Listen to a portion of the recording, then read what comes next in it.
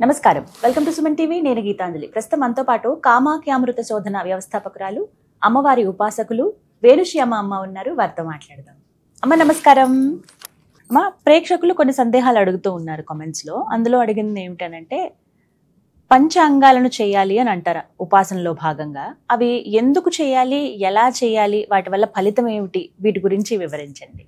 ఇక్కడ పంచ అంగాలు అసలు ఎందుకు చేస్తాము, ఆ పంచ అంగాలు ఏంటి, ఎందుకు చేస్తాము అని అంటే, మనకి చాలామందికి అంటే జనరల్గా ఏ మనిషిని చూసినా సరే, ఈవెన్ మనం కూడా ఎప్పుడు చేసేది ఏంటి అంటే, మనకి ఏదైనా ఒక కోరిక ఉందనుకోండి, పలానా పూజ చేస్తే నేను ఏదైనా, ఇప్పుడు హోమం చేస్తున్నాం, ఆ హోమంలో ఏదేస్తే నాకు స్పీడ్గా ఫలితం వస్తుంది, ఈ ఆలోచనలో ఉంటాం జనరల్గా. ఎందుకంటే మన కోరిక దానికి పరిష్కారం.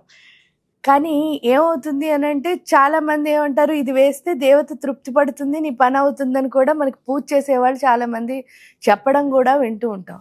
కానీ నిజంగా ఆలోచించినప్పుడు అసలు దేవతని మనం తృప్తిపరచగలమా? సాధ్యం కాదు. ఎందుకు సాధ్యం కాదు అంటే, అది విశ్వవ్యాపక చైతన్యం అని మనమే చెప్తున్నాం.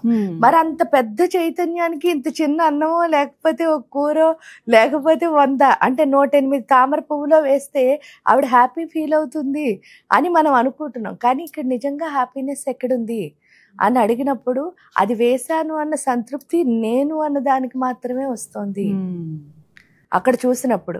అంటే ఏంటి అంటే, ఇక్కడ తృప్తి అన్నది ఎవరికి ఇవ్వాలి? తృప్తి లేనిది ఎవరికి అని ప్రశ్నించుకుంటే మనకే లేదు. ఆ లేని తృప్తిని మనకి మనం ఇచ్చుకుంటున్నాం.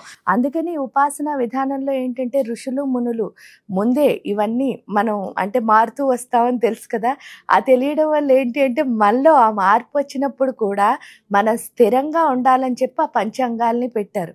ఆ స్థిరంగా లేకపోవడానికి కూడా కారణం ఏంటి అంటే, మీకు లలితా సహస్రంలో చూసేసరికి ఉంటుంది. ఏమని చెప్తారు అని అంటే, మనోరూపేక్షు కోదండ పంచ తన్మాత్ర సాయక అని. అంటే ఈ మనస్సు ఏం చేసిందిట, చెరుకు ముక్క రూపంలో పట్టుకునుంది. చెరుగళ్ళ ఉంటుంది కదా అమ్మవారి దగ్గర. ఇటు వచ్చేసరికి ఏంటి, 5 పువ్వులు ఉంటాయి ఇంకో చేతిలో. ఆ 5 పువ్వులు ఏంటంటే మన పంచ తన్మాత్రలు అనే 5 సెన్సెస్, అంటే 5 తత్వాలు, మన లోపల ఉన్న 5 తత్వాలు. ఈ 5 తత్వాలు సరిగ్గా లేకపోతే ఇక్కడ ఏమవుతుంది, ఈ చెరుగడ అంటే ఊగుతూ ఉంటుంది అనమాట. అంటే మన మనస్సు అక్కడే ఉంది, కానీ అలా అని ఆవిడ చేతిలోనే ఉంది కదా అని ఏం చేస్తుంది, 5 తన్మాత్రల్ని సహాయం తీసుకుని దాన్ని దానిలా ఉండనివ్వట్లేదు. అందుకే చూడండి, చాలా మంది చెప్తారు ఏంటంటే, అసలు నేను కోపం పడాలనుకోలేదండి, ఏంటో సడన్ గా కోపం వచ్చేసింది అంటే అది వాళ్ళ కంట్రోల్లో లేదు. ఈ 5 తన్మాత్రలే. ఆ 5 తన్మాత్రలు ఏమిటి అంటే, శబ్దము, స్పర్శ, రూపము, రసము, గంధము. ఈ శబ్ద స్పర్శ రూప రస గంధాలనే 5 తన్మాత్రలు ఏవైతే ఉన్నాయో, అవి తృప్తిగా లేకపోతే మానవుడు అసలు ఎప్పటికీ ఎలా ఉంటాడు, ఏది ఉన్నా సరే ఏదో లేదని బాధే. సో ఈ ఉపాసనా విధానంలో ఏంటి అంటే, నాకున్న వాటిని నేను చూడాలి, లేనిది లేదని బాధపడకూడదు. ఆ స్థితికి తీసుకువెళ్ళడానికే ఉపాసన. అందువల్లే ఏం చేశారు ఇక్కడ, గంధ తన్మాత్ర. అది ఎక్కడుంటుంది అంటే, మన మూలాధార చక్రంలో ఉంటుంది. ఈ మూలాధార చక్రంలో ఉన్న గంధ తన్మాత్రకి ఉన్న మామూలు మూలాధార చక్రానికి ఉన్న లక్షణం అనుమానం. ఈ అనుమానం పోతేనే ఆ గంధం ఏంటి అంటే, గంధ అంటే మీకు తెలుసు, హిందీలో కానీ సాంస్క్రిట్లో కానీ గంధ అంటే చెడ్డ వాసన అని అర్థం. మరి అది సుగంధం కింద మారాలి కదా, అంటే మంచి వాసన కింద మారాలి. మన అనుమానమే చెడ్డ వాసన. మరి మంచి వాసన ఏమిటి అంటే, మన ప్రశ్న మంచి వాసన. అనుమానానికి ప్రశ్నకి తేడా ఏమిటి అని అన్నప్పుడు, అనుమానం ఏమిటి అంటే ప్రతిసారి అందరినీ అడిగి తెలుసుకో అంటుంది, అంటే బాహ్య ప్రపంచంతో లింక్ పెడుతుంది. పోనీ బాహ్య ప్రపంచంతో లింక్ పెట్టి నాకు డౌట్ వచ్చింది, నేను అడిగాను, మీరు చెప్పారు, మీకు తెలిసినంత వరకు మీరు హ్యాపీగా చెప్పారు, కానీ నా మనసుకి అది నచ్చదు. ఎందువల్ల అంటే, అనుమానం ఏమో ఇక్కడ ఉద్భవించింది, నేను జవాబేమో అక్కడి నుంచి కోరుకుంటున్నా. కరెక్ట్. ఈ నేచర్కి తగ్గినట్టు అది చెప్పలేదు. చెప్పనప్పుడు ఇది ఎప్పుడు హ్యాపీ అవ్వదు. అక్కడతో ఆగకుండా ఏం చేస్తున్నాను, ఇంకోళ్ళు ఎవరినో అడుగుతున్నా. అలా మొత్తం ఈ సృష్టి అంతటిని ఒకే అనుమానంతో తిరిగేసరికి దానివల్ల నా అనుమానంకి ఫుల్ఫిల్మెంట్ రాకపోగా, ఆన్సర్ రాకపోగా వచ్చేది ఏంటి అంటే, బోల్డ్ కన్ఫ్యూజన్. ఆ కన్ఫ్యూజన్ వల్ల టెన్షన్ అయిపోతున్నాం. ఆ టెన్షన్ వల్ల ఏ పని కూడా మనం సరిగ్గా చేయలేము. ఇక్కడికి వచ్చేసరికి ఏమవుతుంది అంటే అందుకే వాళ్ళు పూజా ప్రక్రియ పెట్టింది ఏంటి అంటే అన్నదానం అని పెట్టారు. అన్నదానం అంటే అర్థం ఏమిటి అంటే మనం పూజ చేసినా మన హిందూ ధర్మంలో మీరు చూస్తూనే ఉంటారు, మనం పూజకి వెళ్తే చాలు అక్కడ మనకి అన్న సంతర్పణ అని చెప్పి అన్న తృప్తి అవ్వాలి అని చెప్పి అన్నం పెట్టడం గమనిస్తాం.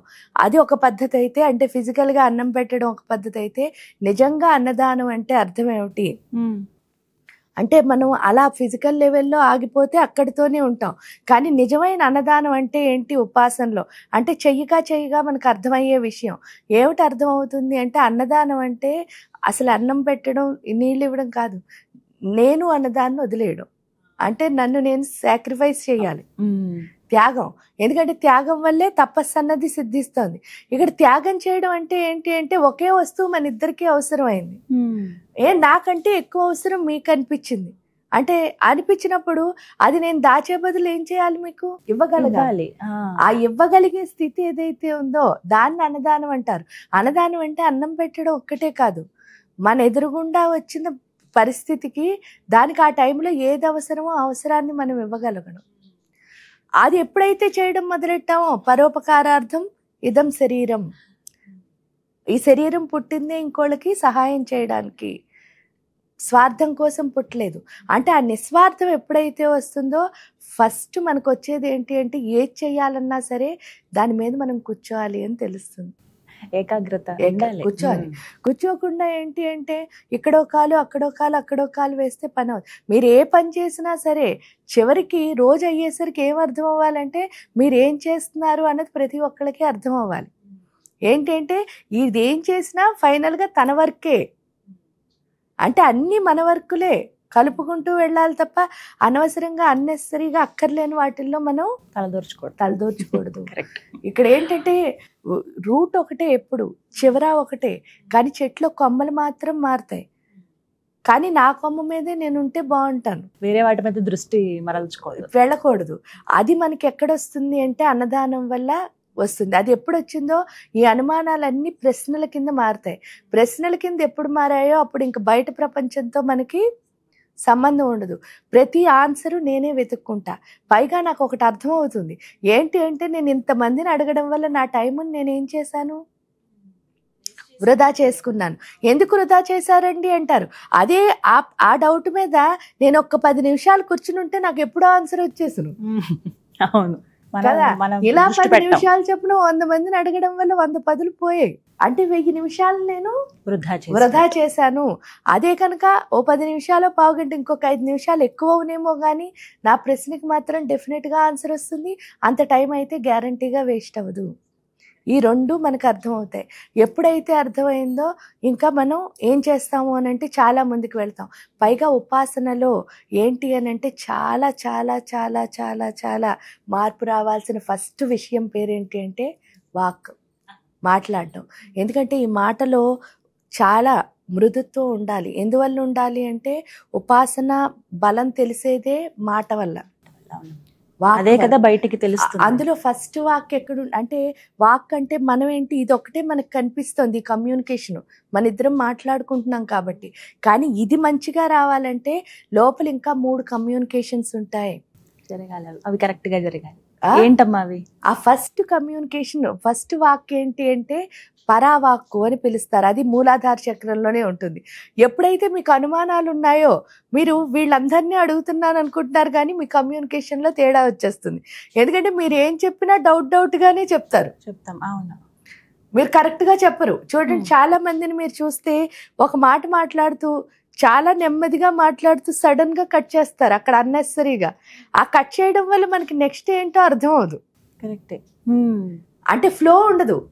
ఆ ఫ్లో ఏదేదో మాట్లాడుతున్నాడు, పైగా ఒకదానికి లింక్ లేకుండా. అలా ఉండకూడదు ఎప్పుడు. అంటే మనం ఒకటి మాట్లాడామంటే దాని గురించే పూర్తిగా ఆ ఫ్లో ఏదైతే ఉందో ఆ క్లారిటీ ఉంటుంది చూసారా, అది పరావాక్కులో వస్తుంది క్లియర్గా. అంటే మనం ఏం చెప్తున్నాము అన్నది చాలా క్లియర్గా. ఆ చెప్పే వాక్ ఎక్కడుంది అంటే మూలాధారంలో ఉంది. అందువల్ల ఏంటి అంటే ఎప్పుడైతే ఇది డౌట్స్ ప్రశ్నలు అయ్యాయో, ప్రశ్నకి మీరే ఆన్సర్ వెతుక్కున్నారో మీకు దాని మీద పూర్తిగా అవగాహన ఉంటుంది.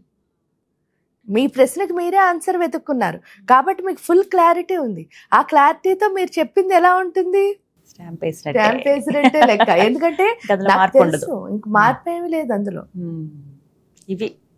ఇది పరావాక్కులో వస్తుంది. అందుకని అన్నదానం చేయమన్నారు.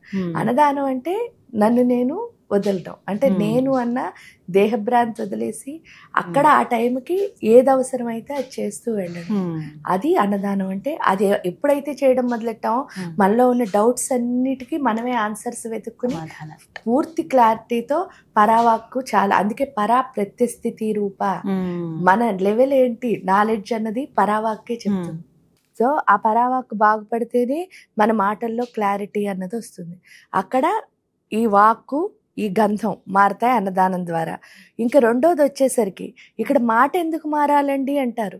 క్లియర్గా ఉపాసనలో మాట ఎందుకు మారాలి అంటే ఇంక ఈ సృష్టిలో ఏ జీవరాశికి లేనిది మానవుడికున్నది మాట్లాడడమే. ఇదొక్కటే మనకున్న స్పెషల్ క్వాలిటీ. ఆ స్పెషల్ క్వాలిటీ దేవుడు ఎందుకు ఇచ్చి పంపించాడంటే మనకి మేధస్సు అన్నది ఉంటుంది. ఆ మేధస్సుతో ఏంటి అంటే నాకు తెలియంది నేర్చుకోవడానికి, నాకు తెలుసున్నది చెప్పడం కోసం. అంటే నాకు ఏదైనా నాలెడ్జ్ ఉంది అది మీకు చెప్పాలి, మళ్ళీ నాకు ఏదో తెలియదు అది మీ దగ్గర నుంచి నేర్చుకోవాలి. కానీ మానవుడికున్న గొప్ప లక్షణం ఏమిటంటే ఈ రెండింటిని తప్ప అన్నిటికీ మాట వాడతాడు. కరెక్ట్ కదా. అంటే ఏది నేర్చుకోవడం ఇష్టం ఉండదు. ఎందుకు నేర్చుకోవడం ఇష్టం ఉండదు అంటే ఇప్పుడు ఎవరి దగ్గర నుంచి నేర్చుకుంటే నేను తక్కువ అనుకుంటారేమో నాకు తెలుసు అనే భావన. ఎవరికైనా చెప్పాలనుకున్నారనుకో వాళ్ళు నాకు కాంపిటీషన్ అయిపోతారేమో అని భయం. ఈ రెండింటి మధ్యలో అంటే అహంకారం మమకారాలు అనుకోండి, లేకపోతే అహంకారం ఆత్మన్యూనతాభావం అనుకోండి, ఈ రెండింటి మధ్యలో ఏమవుతారు అని అంటే వాళ్ళు ఎప్పుడూ ఎదగకుండా అలా ఉండిపోవాల్సి వస్తుంది. ఎప్పుడైనా సరే మనం ఎదగాలి అంటే ప్రకృతిలో ఉన్న ప్రతి అణువు నుంచి నేర్చుకోవాల్సిందే. ఆ విద్యార్థి దశ ఉండాలి ఎప్పుడు. అందుకే విద్యార్థి. అందులో ఎప్పుడు అభ్యాసకుడు అని అన్నారు. అంటే టీచర్ని అభ్యాసకుడు అని ఎందుకన్నా ఎప్పుడు నేర్చుకునేవాడే. అవును. అందుకే ఉపాధ్యాయుడు. చెప్తున్నా సరే మళ్ళీ అధ్యయనం చేస్తూనే ఉండాలి. కాబట్టి అసలు వచ్చిన వాడు అన్నవాడు ఎవరూ లేడు, అన్నీ నేర్చుకోవాల్సిందే. అది మనకి పరావాక్కులో అర్థమవుతుంది. ఎప్పుడైతే అర్థమైందో మన మాటలో క్లారిటీ అన్నది వస్తుంది. క్లారిటీ ఎప్పుడు వచ్చిందో అప్పుడు రెండో తన్మాత్ర. ఇక్కడ రెండో తన్మాత్ర వచ్చేసరికి రస తన్మాత్ర అంటారు. అది స్వాదిష్టాన చక్రానికి సంబంధించింది. ఆ రస తన్మాత్ర ఏంటి అంటే మన శరీరంలో 6 రకాల రసాలు ఉన్నాయని మనకి తెలుసు. ఈ 6 రసాలు ఏంటి అని అంటే లవణం, మధురం, మీకు తెలుసు కదా. ఈ లోపల ఇవెందుకు అంటే మనం జ్ఞానేంద్రియాలు, కర్మేంద్రియాలు అని 5 ఉన్నాయి తెలుసు కదా. ఈ జ్ఞానేంద్రియాలు ఏంటి అంటే మంచిని చెడుని లోపలికి తీసుకెళ్తాయి. పొట్టలోకి వచ్చేసరికి మనం ఏమనుకుంటున్నాం, తిన్నది డైజెస్ట్ అవుతుంది అంటే మనం అనుకుంటున్నది అన్నం తిన్నది ఒకటే అనుకుంటున్నాం. కానీ కాదు, చూసింది, విన్నది, మాట్లాడింది అన్నీ లోపలికి వెళ్తాయి, మంచిలు చెడులు. అదేం చేస్తుంది, మంచిని పైకి పంపిస్తుంది, చెడుని కిందకి పంపిస్తుంది. ఎందుకంటే ఇప్పుడు విన్నదైనా మనం ఆలోచించినప్పుడు మంచిని పైకి పంపిస్తేనే మంచిగా ఆలోచిస్తాం. అయ్యేసరికి ఈ రసాల పని ఏంటంటే మంచిని చెడుని విడదీయడం. అయ్యేసరికి ఇక్కడ ఏమైంది, స్వాదిష్టాన చక్రానికి వచ్చేసరికి దీనికి కంపారిజన్ అనే ఒక లక్షణం వచ్చింది. ఈ కంపారిజన్ వల్ల ఏంటి అంటే సృష్టిలో ఉన్న ప్రతి దాంతోనూ పోల్చుకుంటున్నాం. ఎప్పుడైతే అన్నిటితోనూ పోల్చుకోవడం మొదలు పెట్టామో మనం ఏమనుకుంటున్నాం, వాటితో పోటీ పడుతున్నా, వీటితో పోటీ పడుతున్నా, అన్నిటితో పోటీ పడుతున్నా. ఈ పోటీ పడడం వల్ల చెడు ఎక్కడి నుంచి అయితే బయటికి వెళ్ళిపోవాలో కర్మేంద్రియాల ద్వారా మళ్ళీ అట్నుంచే చెడు. ఎందుకంటే మీరు కంపారిజన్తో వదలటం లేదు, కాంపిటీషన్కి వెళ్తున్నారు, కాంపిటీషన్తో వదలటం లేదు, దానికి జలసీ అని వస్తుంది.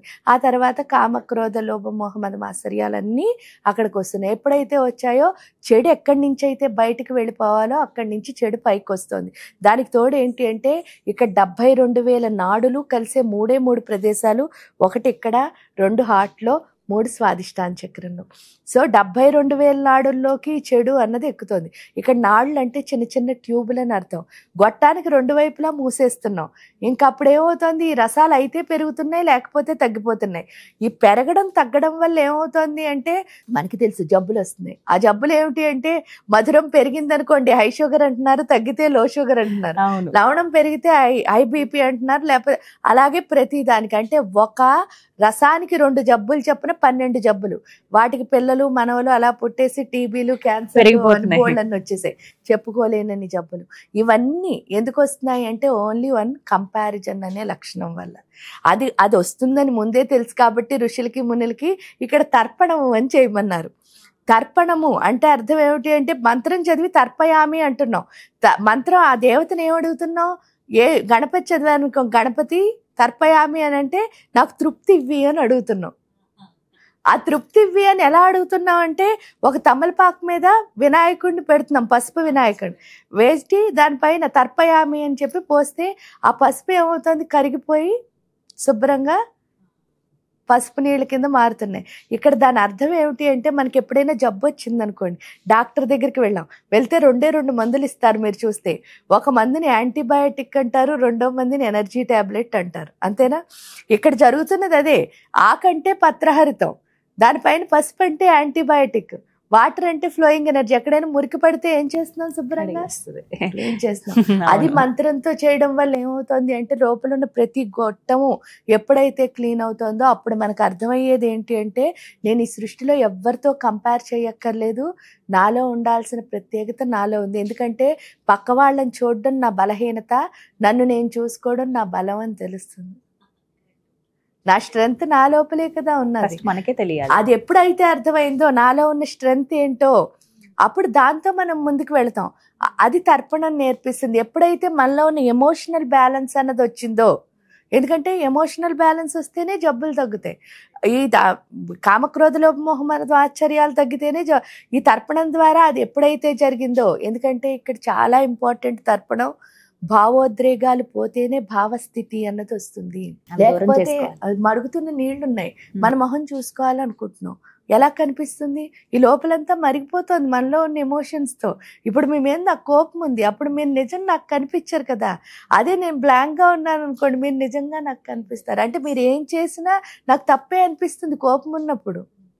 అదే ప్లెయిన్గా ఉన్నప్పుడు మీరు ఏం చేసినా ఏమనిపించదు, ఏంటో తెలుసుకోవాలి అంతే. ఇక్కడికి వచ్చేసరికి అది అర్థమవుతుంది. అంటే మరుగుతున్న నీటిలో ఏ విధంగా అయితే మన మొహం కనిపించదో అదే విధంగా ఎమోషన్స్ ఉన్న లోపల నిజాన్ని చూడలేము. నేను చూడడానికి వెళుతున్నది నిజాన్ని కదా, అందుకని తర్పణం చేయడం ద్వారా నిజాన్ని చూడగలుగుతా. అంటే భావస్థితి అంటే ఏంటంటే ప్రతి దాంట్లోనూ కూడా నేను పూజిస్తున్న దేవతని అనుభవించడమే. ఆ స్థితి తర్పణం వల్ల వస్తుంది. ఎప్పుడైతే వచ్చిందో ముందుకు వెళ్తాం. ముందుకు వెళ్తే దాన్ని రూపతన్మాత్ర అని పిలుస్తారు. అది మణిపూర్ చక్రంలో ఉంటుంది, నాభిలో. ఈ రూపతన్మాత్ర అంటే ఏంటి అంటే ఫస్ట్ రూపతన్మాత్ర గురించి చెప్పుకునేటప్పుడు ఇక్కడ ఇంకో వాక్కు కూడా ఉంటుంది, 2వ వాక్కు, దాని పేరు పశ్యంతి వాక్కు అని అంటారు.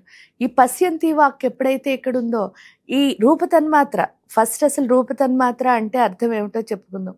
నార్మల్గా ఎవరికి పూజ చేసినా సరే అందరికీ దేవుడు రూపం చూడాలంటే ఇష్టం, అంతే కదా. అసలు దేవుడు ఎలా ఉంటాడు, దేవుడు ఎలా ఉంటాడో తెలుసా అంటే తెలుసో తెలీదు. కొంతమంది ఏం చెప్పారు, ఇప్పుడు మళ్ళీ అమాయకులు చిన్నపిల్లలం కదా అందరం, ఎప్పుడు చూడాలనుకుని సరదాగా వెళుతున్నప్పుడు ఏమవుతుంది అంటే కొంతమంది పెద్దవాళ్ళు చెప్పారు అసలు దేవుడికి రూపం లేదు, నిరాకారం అంటారు. ఇంకో కొంతమంది పెద్దవాళ్ళు చెప్పారు దేవుడికి రూపం ఉంది, సాకారం అన్నారు. కానీ మళ్ళా ఉన్న వాళ్ళకి ఏమవుతుంది, అసలు సాకారమా నిరాకారమా? కన్ఫ్యూజన్. ఎందుకంటే ఏంటి అన్నది అర్థం అవనప్పుడు ఏంటంటే ద్వైతమా అద్వైతమా అన్న దాని మధ్యలో ఎప్పుడు మనకి బాధ. ఎందుకంటే అది రూపం ఉందా రూపం లేదా, ఈ రూపం ఉందా రూపం లేదా అని అన్న దానికోసమే వాళ్ళు హోమం అన్నది పెట్టారు. ఎందుకంటే ఇప్పుడు ఇంకోళ్ళ అనుభవం ఏం చెప్పినా సరే, గాలి ఉందా అని అన్నారనుకో మిమ్మల్ని, ఉందండి అంటారు. మీరు చూపించు అన్నాను అనుకోండి, అసలు అది ఎలా చూపిస్తారు? ఎందుకంటే మీరు అనుభవించింది మీరే అనుభవించగలరు తప్ప నాకు చూపించలేరు. నేను అనుభవిస్తే నాకు కనిపిస్తుంది. అందుకనే ప్రతి ఒక్కళ్ళకి ఆ అనుభవం రావాలనే వీళ్ళు హోమం పెట్టారు. ఆ హోమం అసలు మనకి అనుభవం ఎందుకు రాదు అంటే ఈ మణిపుర చక్రానికి ఉన్న లక్షణం ఏమిటి అంటే భయం. ఈ భయం ఏమిటి అని అంటే అసలు అమ్మ కడుపులోంచి వచ్చినప్పుడు ఏమైంది, చక్కగా కడుపులో ఉన్నప్పుడు 9 నెలలు హాయిగా గడిపినప్పుడు లోపల ఉన్నంతసేపు అసలు ఏం అనిపించలేదు. ఎందుకు అంటే అమ్మతో మనకి కనెక్షన్ ఉంది, హాయిగా 9 నెలలు అంత చీకట్లో చిన్న పొట్లో ఆనందంగా గడిపేశాం. ఎందుకు అంటే తల్లి నాతో ఉంది అని. తీరా 9వ నెల అయ్యాక బయటికి పంపారు, అమ్మకి బిడ్డకి ఉన్న సంబంధమే కట్ చేశారు. కట్ చేసేసరికి నేను వచ్చింది ఏమి అమ్మ పొట్ట లాంటి చిన్న ప్లేస్ కాదు, ఇంత పెద్దది. లోపల చీకట్లేదు, ఇంత వెలుగు. ఈ వెలుగు ఇంత పెద్ద దాంట్లో ఏంటి అంటే ఈ లోపలంతా మురికి వాటరు ఇలా ఉంది. ఈ బయటకు వచ్చేసరికి డ్రైగా ఎలాగో ఉంది, క్లీన్గా. ఇవన్నీ కాకుండా కొత్తగా పుట్టినందుకు చూడడానికి ఆకారాలు వచ్చాయి. ఇవేవి మనం చూడలే లోపల. ఒక్కసారి ఇన్ని చూసేసరికి ఇంత పెద్ద ప్రపంచంలో నేను ఒక్కదాన్నే అని భయం వేస్తుంది. ఆ భయం మనతో పాటు ఎదుగుతూ ఉంటుంది. అది పోతే తప్ప మనం భావస్థితి అంటే పూర్తిగా దేవుణ్ణి అనుభవించలేము. అందుకని చెప్పేసి ఇక్కడికి వచ్చేసరికి ఏంటి, హోమంలో చూస్తే మీరు నెయ్యి వేస్తారు, పేలాలు, తెల్ల ఆవాలు, నల్ల నువ్వులు, ఇంకా బోళ్ళని. ఇవన్నీ ఎందుకు వేస్తున్నారు అని అంటే ఈ ఆవాలు, నువ్వులు, తామర గింజలు, తామర పువ్వులు ఇవన్నీ మన లోపల ఉన్న భయాలు. ఈ నెయ్యి దేనికి ప్రతీక అంటే భయం వల్ల మనకి ఏమవుతుంది అంటే, ఇప్పుడు నాకు భయం వేస్తోంది, నా భయం మీకు కనిపించకూడదు అన్నప్పుడు గొప్పలు చెప్పడం మొదలెట్టేస్తున్నాం, పైకి కవరింగ్ చేస్తున్నాం. ఆ కవరింగే అహంకారం. నా ఒరిజినల్ అనుకో, అసలు నేను మీకేం చెప్పక్కర్లేదు కదా. అహంకారం ఎప్పుడైతే వచ్చిందో అక్కడ ఒరిజినాలిటీ లేదు, మిస్ అయినట్టే. సో ఈ భయం వల్ల అహంకారం వస్తుంది. సో అందుకని చెప్పేసి అహంకారాన్ని కూడా వేస్తున్నాం. వేయడం వల్ల అగ్నిలో ఏది వేసినా సరే మీరు చూస్తే మొత్తం అంతా బూడిదైపోతుంది. అవునా? మీరు ఏదైనా వేయండి, ఒక తలుపునేసినా బూడిదవుతుంది, ఒక కుర్చీనేసినా పైగా దానికి ఉన్న బూడిదంటే ఏంటి, ఆకారాన్ని మార్చేస్తుంది. మనం వేసిన ఆకారం అలా ఉండట్లే. పైగా అగ్నికి ఉన్న రెండో లక్షణం ఏంటి అంటే కనెక్ట్ చేస్తుంది. అంటే అది ఒక చోట అంటుకుంటే అక్కడ ఆగదు, అలా పక్కన అంటించుకుంటూ వెళ్ళిపోతుంది. అంటే దానికి కనెక్షన్ అన్న లక్షణం ఉంది. సో ఇక్కడికి వచ్చేసరికి ఏంటి అంటే మీరు ఏం వేస్తున్నారు, భయం, అహంకారం ఎప్పుడైతే వేస్తున్నారో మొత్తం బూడిదైపోయేసరికి ఇక్కడ ఏమొస్తుంది, ఆత్మశక్తి అన్నది పెరగడం మొదలెడుతుంది. దాన్ని ధైర్యం అంటారు. లేకపోతే విభూది అంటే తేజస్సు అని అర్థం. ఎందుకంటే బూడిద ఎప్పుడైతే మంత్రంతో కలుస్తుందో అది విభూది కింద మారిపోతుంది, మనలో తేజస్సు అన్నది పెరుగుతుంది. ఎప్పుడైతే తేజస్సు అన్నది పెరిగిందో అప్పుడు దేవుడు అంటే ఏంటో నిజంగా అర్థమవుతుంది. ఫస్ట్ దానికి తోడు ఏంటి అంటే మనం ప్రకృతిలో ఉన్న ప్రతి దాంతోనూ కనెక్ట్ అవ్వడం మొదలెడతాం. అదే అహంకారం పోవడం అంటే. ఇప్పుడు మీరు ఎక్కువ నేను తక్కువ అన్నది అహంకారం, మీరు నేను ఒక్కటే అన్నది సమానత్వం, అంతే. ఇంకా అందులో ఏముండదు కదా. సో అది వస్తుంది. ఎలా వస్తుంది అని అంటే అప్పుడు అర్థమవుతుంది అసలు దేవుడికి రూపం ఉందా లేదా. రూపం ఉందా లేదా అంటే ఏమిటి అంటే, ఒక గ్లాస్ తీసుకున్నాం, అందులో నీళ్లు పోసాం అనుకోండి, నీటి ఆకారం ఏమిటి అని అంటే ఏం చెప్తున్నాం, గ్లాస్ ఎలా ఉందా అలా. బాటిల్లో వేస్తే బాటిల్ ఆకారం చెప్తాం, కానీ ఒరిజినల్గా వాటర్కి ఆకారం ఉందా, పాత్రను బట్టి ఆకారం మారిపోతుంది. అలాగే ఇక్కడ ఏంటి అంటే సాధకుడు ఎవరైతే ఉన్నారో వాళ్ళు ఎంత బాగా ఈ హోమం ద్వారా ఆత్మశక్తిని పెంచుకుంటారో వాళ్ళ ఆకారాన్నే దేవుడి ఆకారం కింద నిర్ణయిస్తున్నారు. అంటే దేవత అన్నది ఒక శక్తి, ఆ శక్తిని ఎవరిలో పోసుకుంటే వాళ్ళలా కనిపెడతారనేది అంతే. అందుకనే ఏంటంటే హిందూ ధర్మంలో ఇంతమంది దేవుళ్ళు ఎందుకండి అంటారు. హిందూ ధర్మం నేర్పింది ఏంటి అంటే కనిపించే ప్రతి దాంట్లోనూ దైవత్వం ఉంది అని తెలుసుకోవడమే హోమము. ఫస్ట్ అది తెలియాలి. ఇప్పుడు మీలో దేవుడు ఉన్నాడని నేను చూడాలి అంటే ఎవరిలో దేవుడిని చూసుకోవాలి, ఫస్ట్ నాలో నేను చూసుకోవాలి. ఎందుకంటే నాలో నేను దేవుడిని చూస్తేనే మీరు దేవుడని నేను ఒప్పుకుంటా, లేకపోతే ఒప్పుకోలేము. ఈ టేస్ట్ అంటే ఇప్పుడు స్వీట్గా ఉందని ఎలా తెలుస్తుంది, మనం ఫస్ట్ తింటేనే కదా. అవును, టేస్ట్ చేయాలి ముందు. అలాగే ఇక్కడ ఆ ఆకారం నేను అనుభవించగలిగితే మీరు కూడా దేవుడే అని చెప్పేసి అర్థమయ్యే స్థితి, అది హోమం మనకిస్తుంది. అప్పుడు అహంకారం పోతుంది. అహంకారం ఎప్పుడైతే పోయిందో భయమును పశ్యంతి వాక్కులో ఫుల్గా ఏమొస్తుంది అంటే కమాండ్ వస్తుంది. ఓకే, ఏంటి అంటే మనం చెప్పింది అంటే పూర్తిగా కమాండ్ గా చెప్పగలుగుతాం. అంటే మనకున్న జ్ఞానాన్ని ఖచ్చితంగా చెప్పగలిగే స్థితి ఏదైతే ఉందో అది పశ్యంతి వాక్కిస్తుంది. లేకపోతే అప్పటి వరకు అహంకారంతో కూడిన మాటలే వస్తాయి. అంటే ఏం చెప్పినా ఇక్కడ ఏంటి అంటే మానవుడికి చాలా చిన్న లక్షణం ఒకటి ఉంటుంది. అదేంటి అంటే వాళ్ళ జ్ఞానం కంటే వాళ్ళు చేస్తున్న పని కంటే వాళ్ళ గురించి వాళ్ళు ఎక్కువ చెప్పుకోవడానికి ఇష్టపడతారు. ఈ రోజుల్లో అది ఇక్కడే ఈ మణిపూర చక్రంలోనే ఉంటుంది. ఆ ఏది ఏంటి అంటే ఎప్పుడైనా ఐడెంటిటీ అంటే మన గురించి మనం కాదు, మనం చేస్తున్న పనే మన వైపు. అదే కదా ఆత్మతో దేవత ఎప్పుడైతే అనుసంధానం అయిందో ఆ దేవత గురించి తప్ప ఇంకోటి మనం మాట్లాడలేం. మీరు అన్నమాచార్యుల వారి గురించి విన్నప్పుడు చూడండి, రాజుగారు వచ్చి ఆయన మీద పాటలు రాయమంటాడు, అంత బాగా రాశారు మీరు వెంకటేశ్వర స్వామి మీద అంటే ఆయన ఒకటే చెప్తాడు, ఏంటి అంటే నారాయణుని పొగిడినోడితో నరుడిని పొగడలేను అని చెప్తాడు. అంటే అంత ఖచ్చితంగా చెప్పగలిగే స్థితి ఏదైతే ఉందో అది పశ్యంతి వాక్ మనకిస్తుంది. అంటే మనకేమీ భయం లేదు, ఎందుకు అంటే ఆవిడతోనే మనకుంది.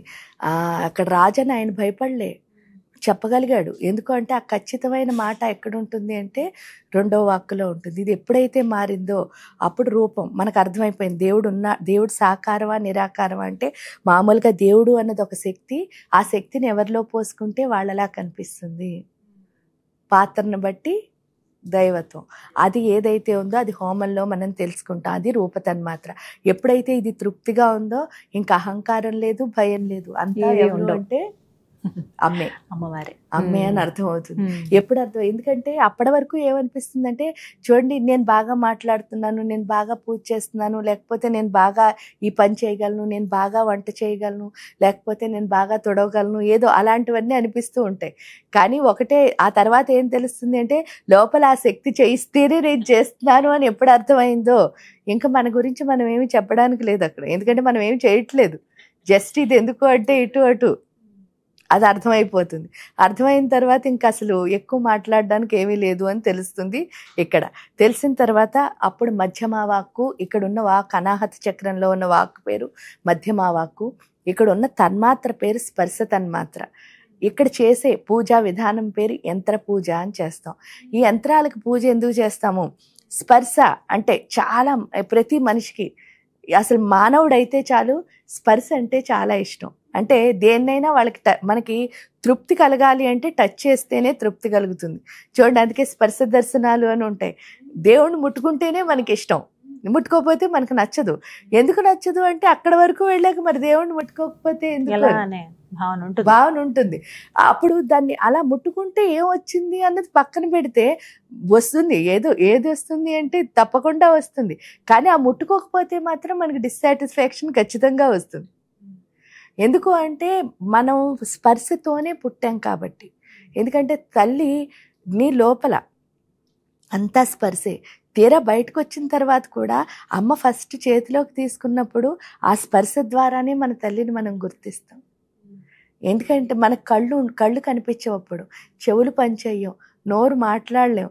ఇలాంటి స్థితిలో కూడా జస్ట్ ఆ స్పర్శ ద్వారానే ఇది అమ్మ ఇక్కడ నాకు సెక్యూరిటీ అని చెప్పేసి మిగతా అన్ని చోట్ల భయపడినా ఏడుస్తున్న వాళ్ళం కరెక్ట్గా ఆవిడ తీసుకోగానే ఏడుపు ఆపేస్తాం.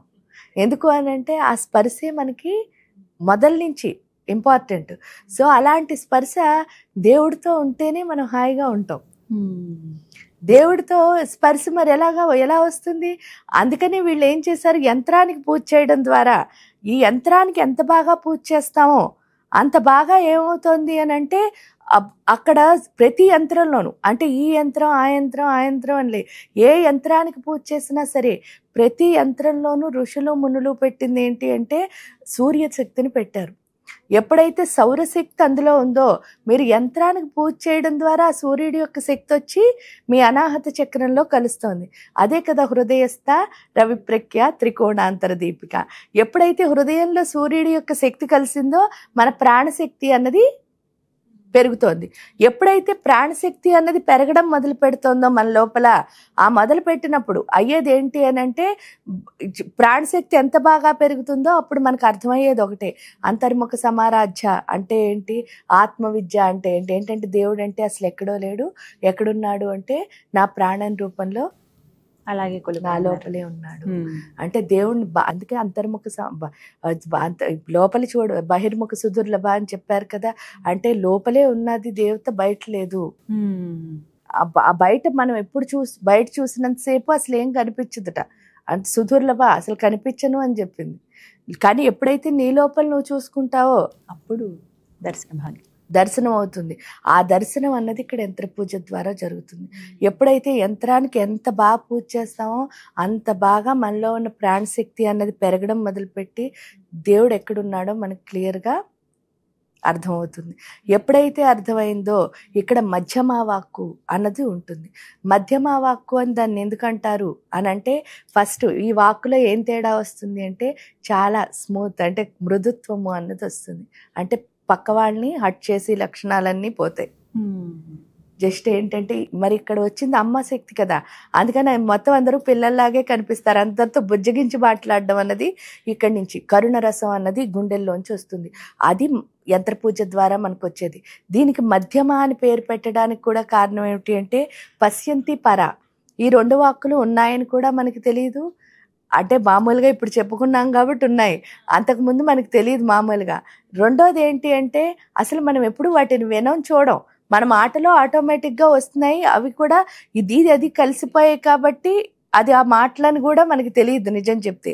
అంటే వినని చూడని 2 మాటల్ని లాస్ట్ వాక్ వైఖరి వాక్ మనం వింటున్నాం, చూస్తున్నాం, పలానా వాళ్ళు మాట్లాడుతున్నారని చూస్తున్నాం, వాళ్ళు మాట్లాడేవన్నీ మన చెవులకి అర్థమవుతున్నాయి. అంటే ఇది వినేది చూసేది, ఈ రెండింటిని సెంట్రలైజ్ ఏదైతే చేస్తుందో అదే మధ్యమ.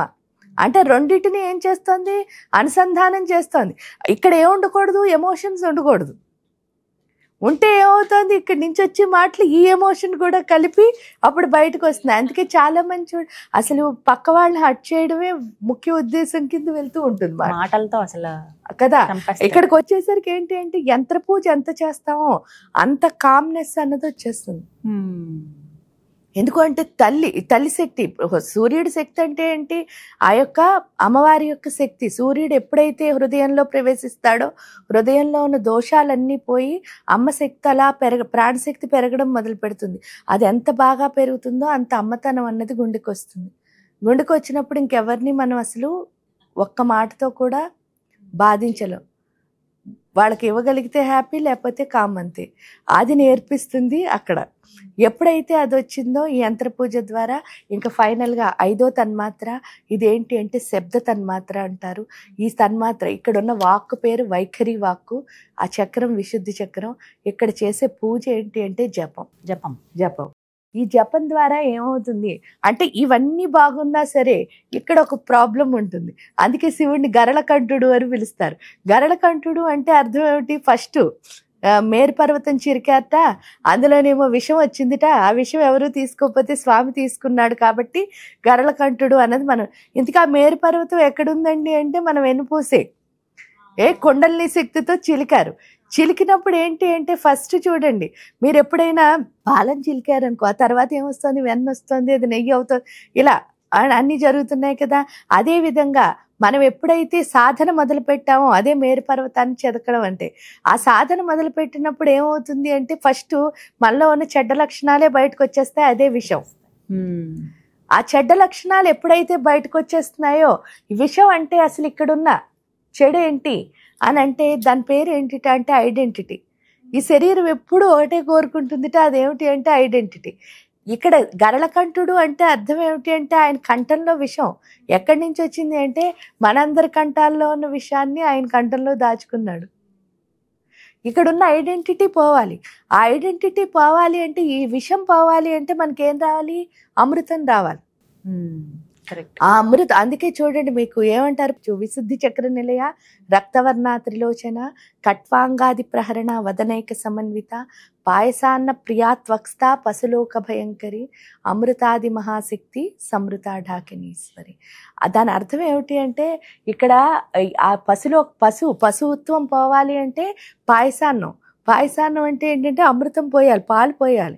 అప్పుడు ఏమొస్తుంది, అమృతాది మహాశక్తి సమృత డాకిని అంటే అమృతతుల్యమైన మాటలు అప్పుడే వస్తాయి. ఈ పశుత్వం ఉన్నంత, అంటే ఐడెంటిటీ అన్న పశుత్వం ఉన్నంతసేపు అవి రావు. అది పోవడానికి వీళ్ళు ఏం చేశారు, జపం అని పెట్టారు. జపం అంటే ఏంటి, ఇప్పుడు సపోజ్ గణపతి మంత్రం అంటున్నాం, గణపతి మంత్రంలో ఇన్ని అక్షరాలు 28 అక్షరాలు ఉన్నాయంటున్నాం. ఈ 28 అక్షరాలని కలిపితే ఈ గణపతి ఆకారం వచ్చింది అని చెప్పి ఎవరు ఐడెంటిటీ చేశారు? ఋషులు మునులు. వాళ్ళు కొన్ని అంటే ఏంటి అంటే ఏ మంత్రం కానివ్వండి, ఏ మాట కానివ్వండి, లేదా మన ఇద్దరం మాట్లాడుకుంటాం, లేదా ఒక సినిమా వాళ్ళు ఏ మాటలు మాట్లాడుకున్నా సరే, అది ఆధ్యాత్మిక అనుకోండి, మామూలు అనుకోండి, లేకపోతే ఏదో దెబ్బలాటలు అనుకోండి, లేదా మంత్రం అనుకోండి, ఏది మాట్లాడినా సరే ఈ 51 అక్షరాలు తప్పితే 52వ అక్షరం ఏమీ లేదు. ఇందులోనే ఈ అక్షరాలు అటు ఆ అక్షరాలు ఇటు తిప్పి మాట్లాడుకుంటున్నాం మనందరం. అంటే ఆ 51 అక్షరాలు ఎంత గొప్పవి అంటే అక్షరము అని అందుకే అన్నారు. అంటే క్షరము లేనిది. క్షరం లేదు అంటే చావు లేదు. చావు ఎక్కడుండదు అంటే అమృతం ఏది తీసుకుంటుందో అక్కడ చావు ఉండదు. అంటే ప్రతి అక్షరం ఏమిటి? అమృతమే. అంటే మాట్లాడితే చాలు అమృతం వచ్చేస్తుంది. దానికి తోడు ఏంటంటే 51 అక్షరాలు మళ్ళీ ఎక్కడున్నాయి? మీరు ఏ అక్షరం మాట్లాడినా సరే ఈ నేలకి కదులుతూ ఉంటుంది మీరు చూస్తే. అంటే అయితే ఇటు పడుతుంది, లేకపోతే ఇటు పడుతుంది, లోపలికి వెళ్తుంది, బయటకు వస్తుంది. ఇవన్నిటి వల్ల ఏంటి అంటే టేస్ట్ అనే దాన్ని అర్థమై అంటే నేలకి ఎందుకు కదులుతుంది అంటే మనలో ఉన్న టేస్ట్. ఎందుకు టేస్ట్ పోవాలి? రుచి. ఆ రుచి వల్లే మనకి ఏమొస్తుంది అంటే లిమిటేషన్ వచ్చేస్తుంది. అంటే మనం లిమిట్ చేసేసుకుంటున్నాం. ఎంతో గొప్పగా వ్యాపించాల్సిన మన టేస్టులతో మనం లిమిట్ అయిపోతున్నాం. అవును. సో ఇక్కడికి వచ్చేసరికి మనం ఎంత బాగా మంత్ర జపం చేస్తామో ఆ మంత్ర దేవత యొక్క ఆకారం మన సూక్ష్మ దేహంలో పడుతుంది. ఎలాగా అంటే 51 అక్షరాలు కదా, ఆ 51 అక్షరాల్లో ఫస్ట్ 16 విశుద్ధి చక్రం దగ్గర ఉంటాయి. అంటే ఆహ నుంచి అహా వరకు, తర్వాత కా నుంచి టమ్ వరకు అనాహత చక్రంలో ఉంటాయి. మణిపురి చక్రానికి వచ్చేసరికి డమ్ నుంచి పమ్ వరకు ఉంటాయి, అంటే 10. ఇక్కడికి స్వాదిష్టానానికి వచ్చేసరికి 6 ఉంటాయి, బం భం మం యం రం లం. తర్వాత మూలాధారానికి వచ్చేసరికి వం శం షం సం. ఇక్కడికి వచ్చేసరికి 4 అక్షరాలు, ఇక్కడికి వచ్చేసరికి 3 అక్షరాలు హం లం క్షం. మొత్తానికి 51 అక్షరాలు. ఈ 51 అక్షరాల్లో మీరు మంత్రంలో ఏ అక్షరాలు చదివితే ఆయా ప్రదేశంలో ఏమవుతుంది? మార్పు వస్తుంది. అందుకే దాన్ని అక్షరమాల. అమ్మవారి చేతిలో, సరస్వతి చేతిలో అక్షరమాల. ఆ 51 ఏమవుతుంది? అందుకే మాతృకావర్ణ రూపిణి. మాతృకావర్ణ రూపిణి అంటే ఏంటంటే ఈ లెటర్లో ఏది చదివినా సరే ఆ రూపం ఎక్కడ ఏర్పడుతుంది? హృదయంలో ఏర్పడుతుంది. అందుకే అనాహతాబ్జనిలయ శ్యామాభావదనద్వయ దంష్ట్రోజ్వల అక్షమాల. ధరారుధిర సంస్థ అంటే అక్షమాల పట్టుకుని ఉంది. దాని ద్వారా ఏమవుతుంది అంటే ఈ లోపల చేంజ్ వస్తుంది. ఎప్పుడైతే చేంజ్ వచ్చిందో ఏమవుతుంది? గొంతులో ఉన్న విషం కాస్త అమృతం కింద మారుతుంది. ఎప్పుడైతే మారిందో శబ్ద తన్మాత్ర, ఆ శబ్ద తన్మాత్రలో ఏంటి అంటే ఇంకా ఐడెంటిటీ అస్సలు లేదు. ఆ ఐడెంటిటీ అంటే అర్థం ఏమిటి అంటే ఈ శరీరానికి సంబంధించిన ఐడెంటిటీ కాదు, మనం చేస్తున్న పనే మన ఐడెంటిటీ. అది ఏదైనా కానివ్వండి. యాదేవి సర్వభూతేషు వృత్తి రూపేణ సంస్థిత. మీరు ఏ పని చేస్తే అదే దేవుడు. దేవుడు అంటే పూజ అంటే ఏంటి? మీరు చేస్తున్న పని భక్తిగా చేయాలి. అది అక్కడ మనకు అర్థమవుతుంది. అంటే ఏ పని చేసినా సరే ఇష్టంగా భక్తిగానే చేయాలి. అది ఈ పని ఆ పని అని ఉండదు. మీరు ఇష్టంగా కనుక ఆ పని చేస్తే డెఫినెట్గా మీ లైఫ్లో మీరు అనుకున్న గోల్స్ అన్నీ సాధించేస్తారు. అది ఇక్కడ మనకు అర్థమవుతుంది.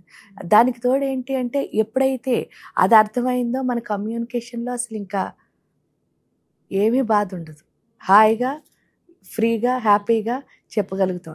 దానికి తోడు ఇక్కడ ఈ 4 ఈ పంచతన్మాత్రలు ఎప్పుడైతే శుద్ధవుతాయో అప్పుడు అసలు మాట్లాడడం ఎలాగా అని మళ్ళీ ఎందుకు అనంటే మన మాటలోనే కదా తేడా రావాలి. పరావాక్కు మన నాలెడ్జ్ని చెప్తోంది, క్లియర్గా చెప్పమని చెప్తోంది. పశ్యంతి వాక్కు నీ గురించి నువ్వు ఎక్కువ చెప్పకు అని చెప్తోంది. అంటే నువ్వు 100 మాటలు మాట్లాడితే 100 కూడా నీ కోసం ఉండకూడదు. 99, 98 కాదు, 100 నీ కోసం ఉండకూడదు. తర్వాత 3వ వాక్కు మధ్యమ వాక్కు మృదువుగా మాట్లాడు, అంటే కరుణ. ఎప్పుడు అవతల వాళ్ళని ప్లీజింగ్గా మాట్లాడాలి తప్ప ఆర్డర్ వేయకూడదు. 4వ వాక్కు ఏం చెప్తుంది అంటే మనకి జనరల్గా ఏంటి అంటే మనం మాట్లాడింది అందరూ వింటున్నారా లేదా అని చూడడం చాలా ఇష్టం ఉంటుంది. కానీ ఇక్కడ ఏం నేర్పిస్తుంది అంటే అసలు మనం మాట్లాడింది ఎవరో వింటున్నారా లేదా మనకు అసలు అది మన బిజినెస్ కాదు. కానీ నేను మాట్లాడిన ప్రతి అక్షరం మాత్రం నేను విని తీరాలి అని చెప్తుంది. అంటే ఇన్నర్గా మనం వింటూనే చెప్పాలి. అది వైఖరి వాక్కు యొక్క గొప్పతనం. ఎప్పుడైతే మీరు మాట్లాడుతున్నది మీరు వింటున్నారో ఇంక తప్పులు మాట్లాడరు. అది ఇక్కడ నేర్చుకుంటాం ఈ పంచ తన్మాత్రల ద్వారా.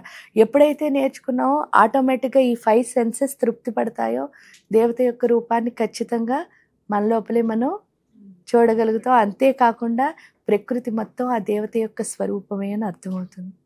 అది ఈ 5 అంగాల యొక్క ముఖ్య ఉద్దేశం. ఇది ఖచ్చితంగా అందరూ తెలుసుకోవాల్సిన విషయం ఉపాసనలో. అంటే ఉపాసన చేసామన్నట్టుగా కాకుండా కూలంకషంగా ఈ విషయాలు తెలుసుకుంటేనే మేబీ ఎవరైతే ఇప్పుడు సాధన ప్రారంభిస్తారో, అమ్మవారు ఉపాసన చేస్తారో ఇవి చాలా ఉపయోగపడతాయమ్మా. చాలా చక్కగా వివరించారు. ధన్యవాదాలు.